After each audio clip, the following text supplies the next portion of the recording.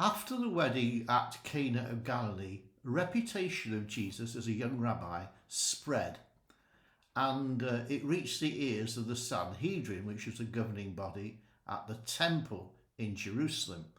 And one of the leaders there on the Sanhedrin wanted to know about how Jesus could do miracles. He was called Nicodemus. He was full of questions about how a newly recognized spiritual teacher was able to perform miracles like turning water into wine.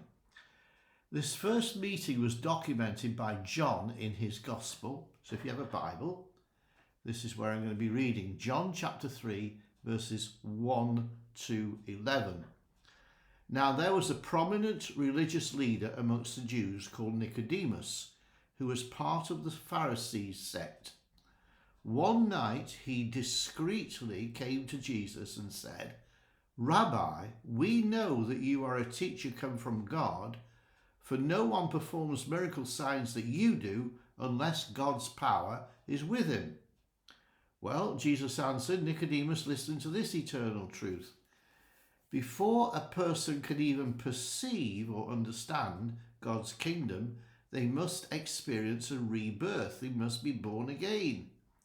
Nicodemus said, "Rebirth? How can a grey-haired man be reborn? It's impossible for anyone to go back into the womb a second time and be reborn." Verse 5, Jesus answered, "I speak an eternal truth. Unless you are born of water and of the Spirit, you will never enter the kingdom of God. For the natural realm only gives birth to things that are natural, but the spiritual realm gives birth to the supernatural. You shouldn't be amazed by my statement, 'You must be born from above.' For the wind blows as it chooses. You can hear its sound, but you don't know where it comes from or where it's going. So is the same with those who are born of the Spirit." Now, Nicodemus was completely bewildered by this. I'm going to paraphrase that conversation again.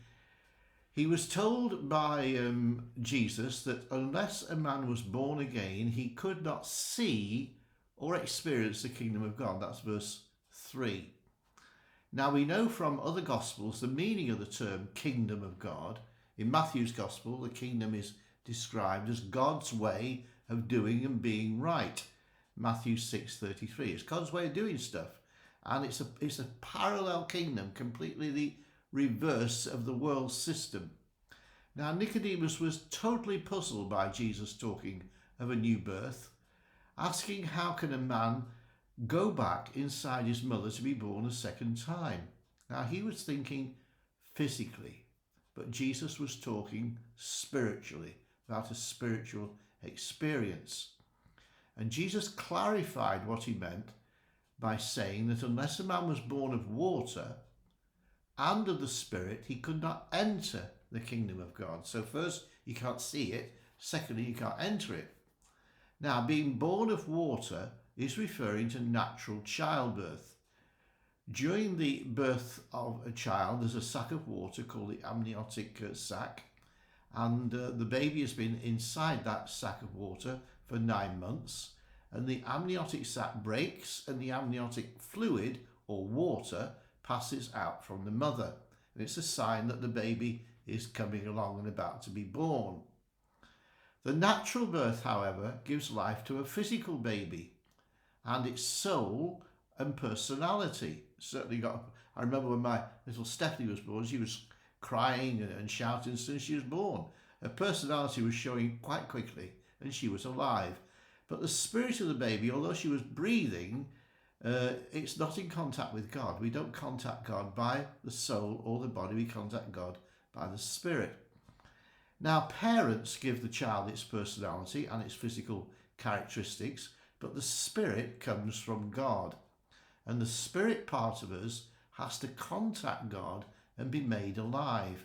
Otherwise, it has no idea who God is or who we are. We don't know who we are. We don't know that we're spirits inside a body, for example. That's why Jesus told the leader he must be born again to experience God. Now, to make this clear, let's think about a mobile phone. Now, a new mobile phone, smart new metal, plastic box, glass, plastic, nice and shiny. That is the physical side of it. Inside, it's got artificial intelligence maybe, or internal circuitry that connects with the satellite by microwaves. That can be considered the soul of the phone. But when you try it, it won't work because it lacks a SIM card. Unless you put a SIM card in, you don't connect it to the microwaves that are coming from the satellite, and it won't work. In other words, the spirit is dead. Now, if a technician puts a SIM card in and makes the connection, the phone obviously will work. Now, the new birth is a bit like that. Parallel is there. We are breathing as a non-believer. We are breathing, but we have no contact with God. We don't understand how he communicates with us, and we are struggling to understand what on earth are we doing on the planet. You have a crisis of identity. What am I doing here? That happened to me when I was about 19. Now, I've watched both my daughters being born physically, but I've watched hundreds of people being born spiritually by making that individual connection with God and his kingdom. Now, how does this work? Well, I'm going to leave that until the next video, but let's just say a little bit about it now. The expectation of your personal new birth, I can show you how it works. Again, I'll compare this with a marriage. When I was marrying Veronique, the mayor said, "Do you take this woman to be your lawful wedded wife?" And I said, "Yes." And she took me as lawful wedded husband. And it's all done by words. Before we were making that commitment by words, we were not married. Then when we say, "I take you as my wife," and she said, "I take you as my husband," that's when the alliance or covenant was made, the marriage covenant. It's done by words. The new birth is made by words.